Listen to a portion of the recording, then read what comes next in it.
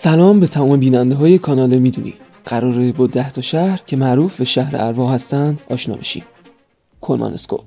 شهر ارواح کلمانسکوپ با خونه های غرق در شنوماسه یادآور شهری پرهیاهو در قلب صحرای نامیبه.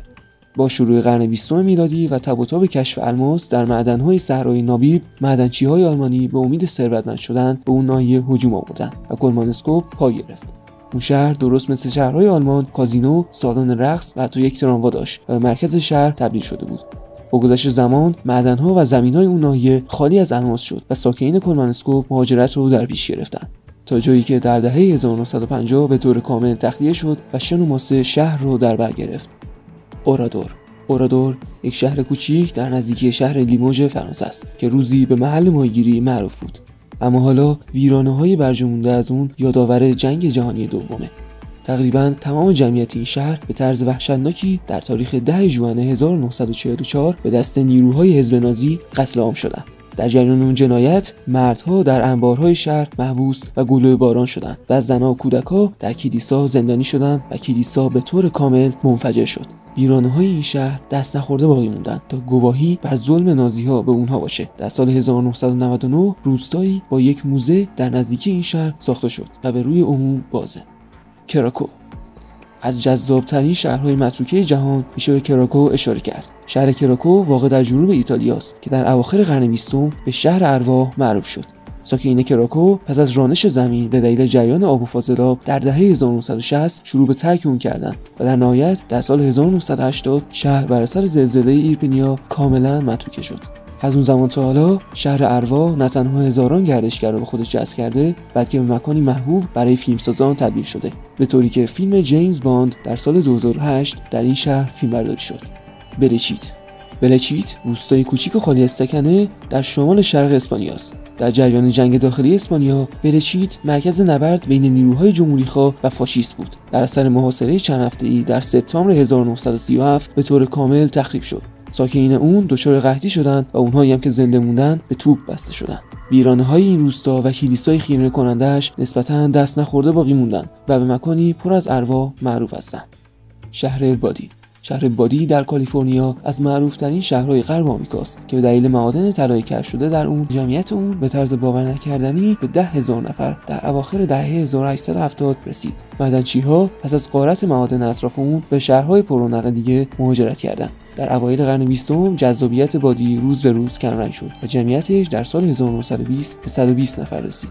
اما دهه‌هاست که بومیای این شهر اون رو مقصدی نفرین شده و بدشانس میدونن و خودروهای زنگ زده و خونه‌های متروکه اون رو به نمونه دیدنی از غرب وحشی بدل کرده.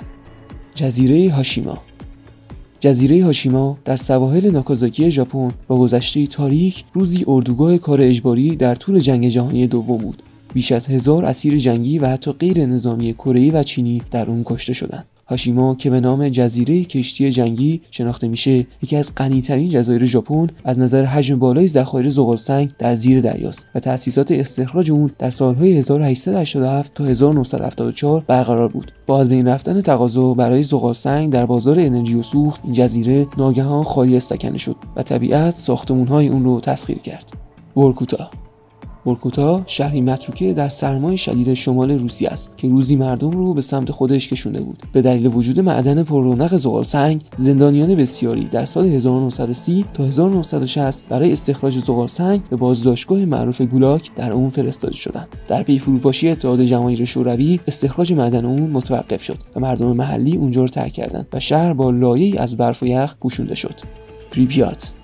شهر پریپیات اوکراین برای اسکان کارگران نیروگاه هسته‌ای چرنوبیل ساخته شده بود. یک روز پس از انفجار اتمی در چرنوبیل در سال 1986 تخلیه شد. در سال 1979 جمعیت پریپیات به حدود 50,000 سکنه رسید. در 27 آوریل 1986 در پی وقوع فاجعه چرنوبیل و انفجار در نیروگاه هسته‌ای پریپیات کاملا تخلیه شد.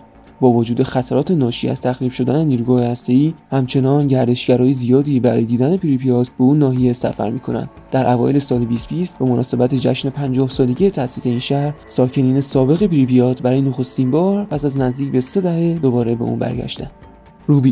روبی شهری در آریزونای جنوبی در نزدیکی مرز مکزیک به شهر اروا شناخته میشه. این شهر به دلیل وجود معادن و استخراج طلا، نقره، سرب و روی در دهه 1930 شکوفا شد. جمعیت روبی حدود 1200 نفر بود و یک سال پس از بسته شدن معادنش در سال 1941 کاملا تخلیه و رها شد. روبی اکنون مالکیت خصوصی داره و بازدیدکننده ها با پرداخت $15 میتونن یک روز رو در مدرسه، خانه‌های متروکه، زندان یا بیابون‌های اطراف اون کاوش کنن. وارن پرسی دهکده‌ای متروکه در بریتانیا و باقی مونده از قرون وسطا در دل جنگله. این بنا زمانی شامل 2 خونه و 1 کلیسا بود. ساکنین این دهکده به دلیل تمایل به دامپروری و پرورش گوسفند از اون دور شدند و جمعیت اون به تدریج کم شد. سپس حوالی سال 1500 آخرین ساکنین باقی مونده از این شهر هم اون رو ترک کردند و حالا بیش از 500 ساله که این شهر خالی از سکنه است. حتما نظرات خودتون رو در قسمت کامنت ها با ما در میون بذارید. اگر از این ویدیو خوشتون اومده با لایک ویدیو و سابسکرایب کردن کانال ما میتونین باعث پیشرفت این کانال و محتوای اون بشین. امیدوارم که از این ویدیو لذت برده باشین و تا ویدیوی دیگه خدا نگهدار.